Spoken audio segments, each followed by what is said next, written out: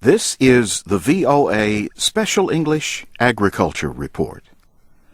When is a plant considered a weed? Experts at Penn State University have a simple answer. When the undesirable qualities outweigh the good qualities.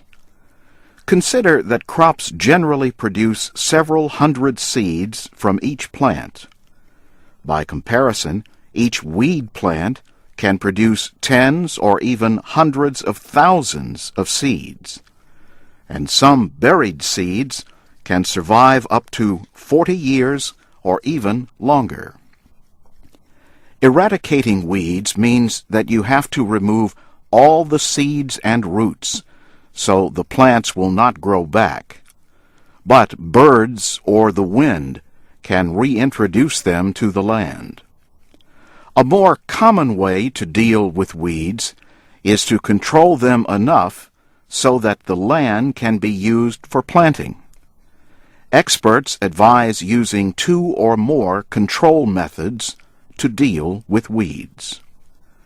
Chemical weed killers or natural treatments like corn gluten can suppress weed growth. Dense planting of a crop can also act as a natural control. Bill Curran at Penn State in University Park, Pennsylvania, is a professor of weed science.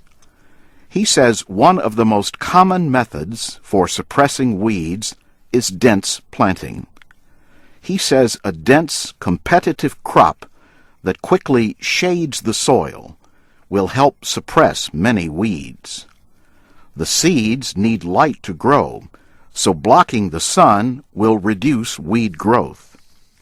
Other controls include turning over the soil, pulling the weeds, or covering them with mulch made of wood, garden waste, or other material. But even mulch has its limits.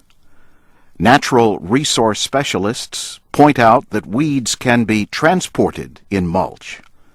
This is also true of soil, grain, hay, and animals. Yet animals like sheep or goats eat weeds, so they can provide a biological control. Insects and other organisms can also act as biological controls. Preventing the spread of weeds is an important part of weed management. Farm vehicles should be kept out of areas with weeds. If that is not possible, then clean off the equipment and your shoes when leaving. Some people burn weeds or bury them deeply or make them into mulch.